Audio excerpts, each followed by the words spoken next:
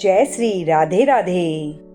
क्या आपने कभी ध्यान दिया है, एक ही घर में एक ही समय एक ही भगवान की पूजा होती है, लेकिन किसी की मनोकामना पूरी हो जाती है और किसी की पूजा बस धुआं बनकर हवा में उड़ जाती है।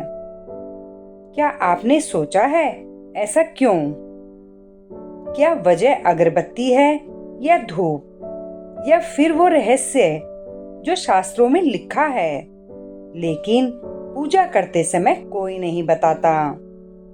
आज मैं आपको बताने जा रही हूँ धूप और अगरबत्ती का वो गुप्त अंतर, जिसे जानने के बाद आप कभी भी यूं ही अगरबत्ती या धूप नहीं जलाएंगे।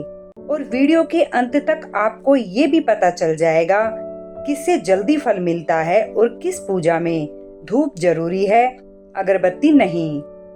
तो कृपया इस वीडियो को पूरा सुनिए, क्योंकि एक भी बात छूट गई तो पूजा अधूरी रह जाएगी। धूप और अगरबत्ती, सबसे पहला अंतर।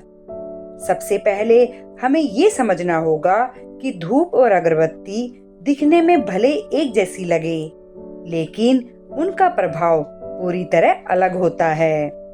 अगरबत्ती क्या है? अगरबत्ती बांस की लकड़ी, खुशबूदार पाउडर, केमिकल या प्राकृतिक सुगंध से बनाई जाती है। अगरबत्ती का मुख्य काम क्या है? सुगंध फैलाना, मन को शांत करना, वातावरण को हल्का करना। अब जानते हैं धूप क्या है।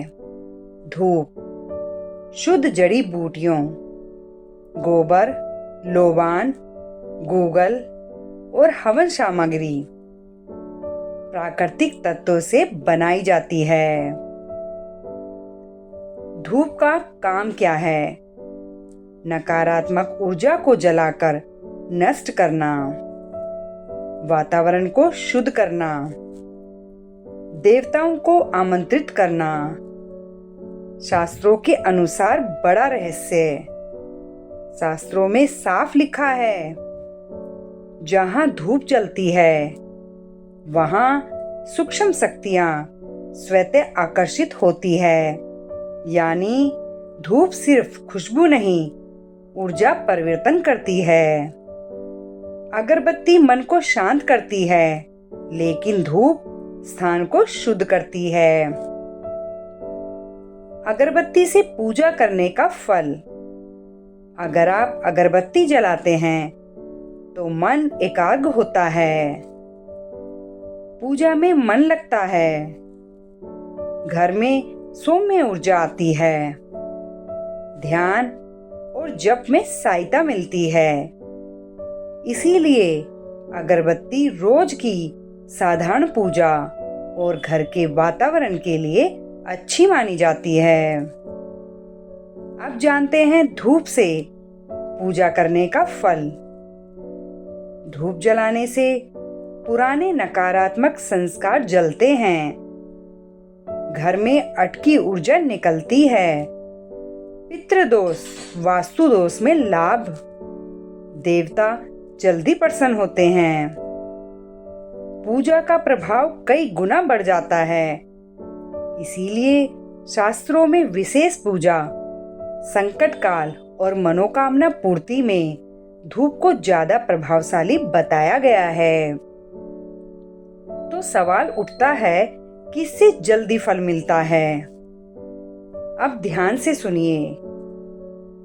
अगर मन की शांति चाहिए, ध्यान में मन लगाना है, रोज की पूजा करनी है, तो अगरबत्ती ठीक है। लेकिन अगर कोई अटका हुआ काम है, घर में बार बार परेशानी आ रही है, पूजा करते हैं लेकिन फल नहीं मिल रहा, नकारात्मकता महसूस होती है, तो धूप से पूजा करने पर फल जल्दी मिलता है। अब जानते हैं बहुत बड़ी गलती जो 90% लोग करते हैं। अब यहाँ एक बहुत जरूरी बात सुनिए। बहुत लोग धूप और अगरबत्ती एक साथ एक ही थाली में जला देते हैं। शास्त्रों के अनुसार ये सही नहीं माना गया है। पहले धूप फिर अगरबत्ती। क्यों? क्योंकि धूप पहले नकारात्मकता को जलाती है और अगरबत्ती उसके बाद सुगंध और शांति फैलाती है।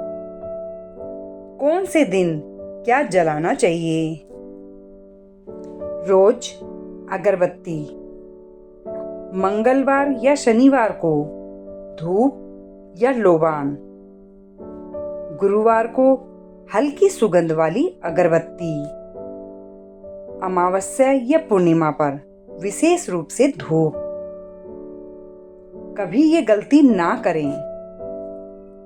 टूटी अगरबत्ती ना जलाएं। बुझी हुई धूप दोबारा ना जलाएं। बाथरूम या बेडरूम में धूप ना जलाएं। पूजा के बिना अगरबत्ती सिर्फ दिखावे में ना जलाएं। और अंतिम रहस्य जो कि बहुत महत्वपूर्ण है, भगवान धूप या अगरबत्ती से नहीं, आपकी भावना से प्रसन्न होते हैं। लेकिन धूप भावना को शक्ति देती है और अगरबत्ती भावना को स्थिर करती है। अगर आज तक आपकी पूजा में मन तो था लेकिन फल नहीं मिल रहा था, तो आज से सही तरीके से धूप और अगरबत्ती का प्रयोग कीजिए। हो सकता है आपकी एक छोटी सी गलती आपकी बड़ी मनोकामना रोक रही हो। अगर आपको ये जानकारी उपयोगी लगी हो तो वीडियो को लाइक जरूर करें और कमेंट में लिखिए ओम नमः शिवाय। और ऐसे ही छुपे हुए भक्ति रहस्य जानने के लिए चैनल को सब्सक्राइब करना ना भूलें।